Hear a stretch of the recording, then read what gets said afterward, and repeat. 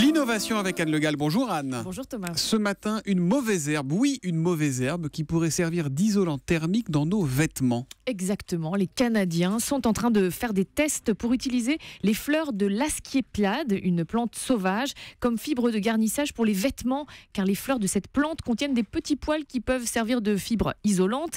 Un alpiniste a déjà fait des tests à 1780 mètres d'altitude sur le mont Lafayette aux États-Unis.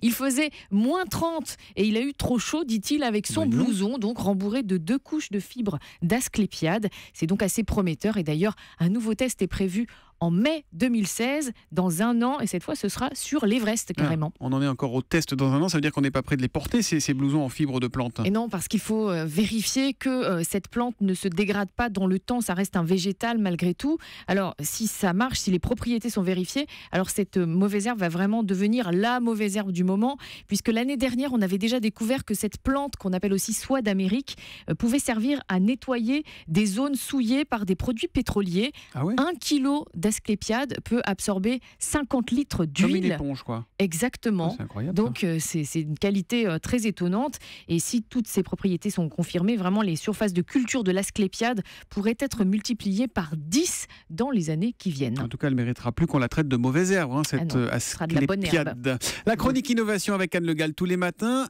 sur Europe 1. Voilà, à lundi.